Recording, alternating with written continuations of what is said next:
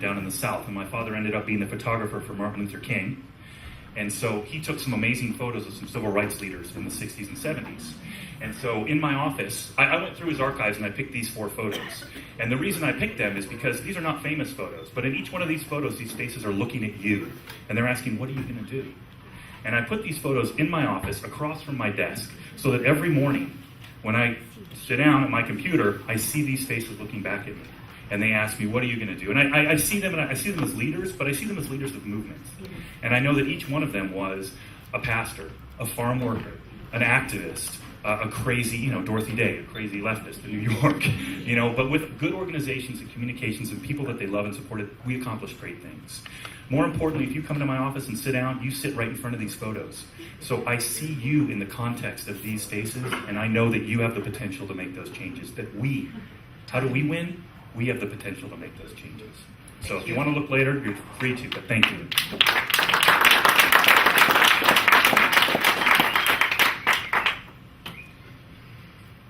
I have a picture too.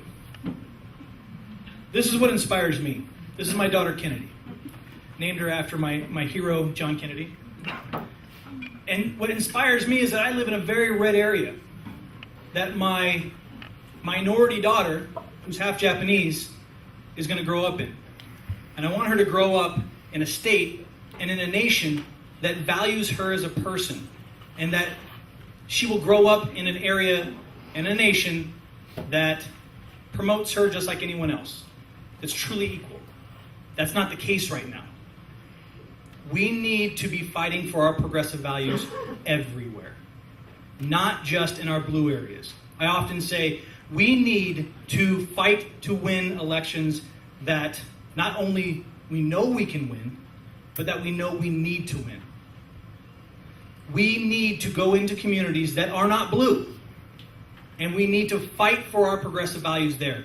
And you need a chair that can speak our values to people that may have never heard them before, or have heard them but have had someone speaking to their brain rather than their heart. One of my advantages in this race is that I've been a candidate. I know what candidates need. I know when to get out of the way of a candidate and when to give their supporters the training that they need to have a strong foundation for their communities. We need to make sure that who we choose here today has specific plans on how to do that. Specific races, specific goals, and a specific way to fight to make our Democratic platform law. That is the purpose of our Democratic Party, is to make our platform law. And that's what I will do for you. Thank you.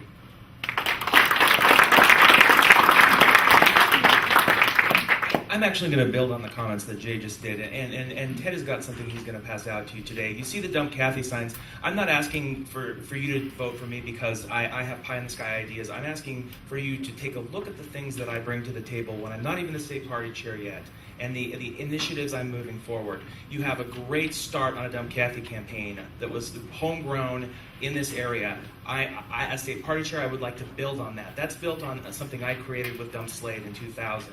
We need to get the message out about how bad Kathy McMorris Rogers is for this district, this state, and this nation.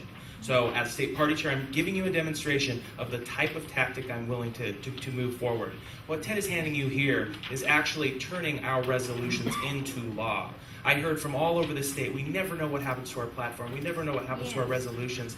We had a resolution to name I-395 after Thomas Foley. It sat there for 2 years. The state party staff has not done anything about it.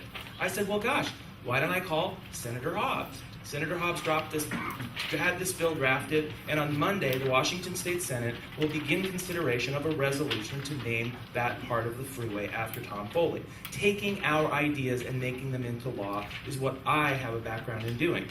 Working in Olympia, understanding the legislative process, I bring that skill to the table. That's unmatched. We've talked about my proven record of fundraising for this Democratic Party. $16 million. Not 1.4, not a couple 100,000, 16 million is what I helped raise when I was at the Democratic Party.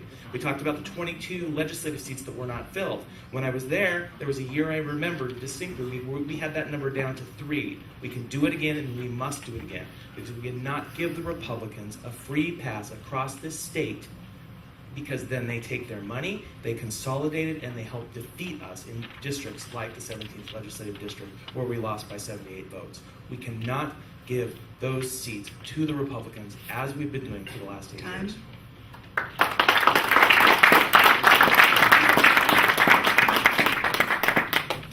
It's incredibly important to remember and honor our past. We have got to look to the future. We can't be ceding any territory. And we can't keep thinking that if we bang the King County piñata one more time, we're going to keep winning. It's just not going to work.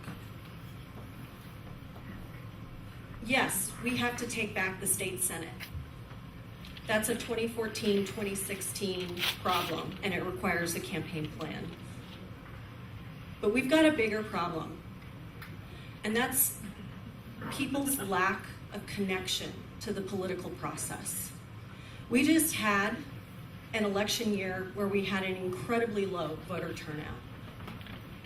We have to create an environment, and it's incumbent upon us as a party to do that, to bring people into the political process and help them feel connected to ideas and to candidates so that we can move the policy forward that's going to make people's lives better. To do that is going to take a plan, and it's going to take a leader who has your support and the support of our elected officials, our friends and allies in labor, and many other organizations. It's going to take all of us. I will work hard, I will work smart, and I will work together with you. And we will build a stronger Democratic Party for the future. I ask for your support. Thank you.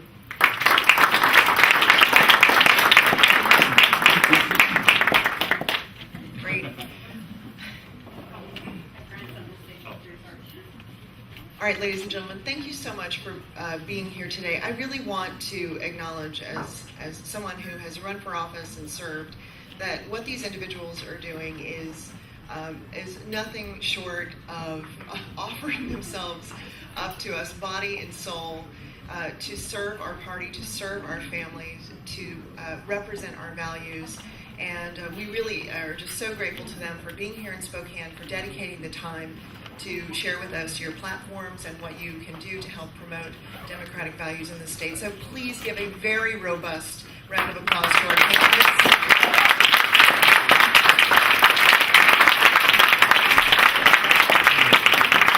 I also have a few thank yous.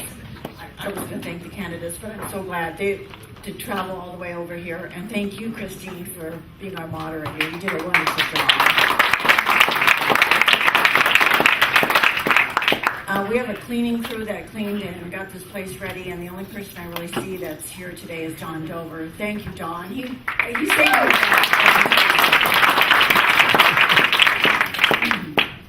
And the decorations are from Rosemary Schmidt and Elliott Fabric. And Martin Luther King, don't forget, we do have a march on Monday, so if you want to be at the IMB building at 9:45, you can march with us. And thank you for the food for the gathering. We have Chris Chaka, we have Rick and Mary Lloyd, we have Kay Strait and Rosemary Schmidt. So let's get them started.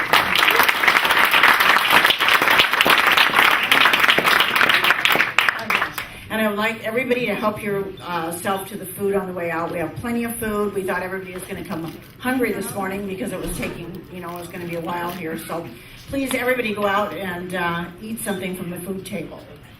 I also wanted to thank the firefighters, Local 29, Don Waller and his staff. They brought the chairs.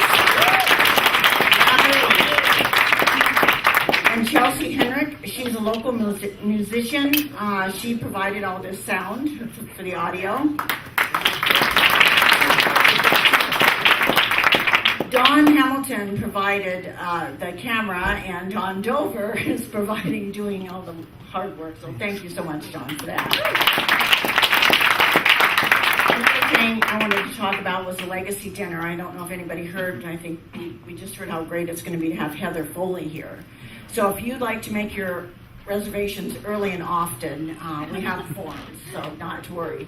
We also have the Spokane Democratic Pledge envelope. If anybody, we need money to survive and to go forward, and we all talked about that and raising funds. So if anybody feels compelled, please give a donation today. Please feel compelled. Please be compelled. They're on the table back. They're on the table back here, but I would be happy to hand you one. So thank you all for coming and spending this time. I know it was long, but it's the way it is.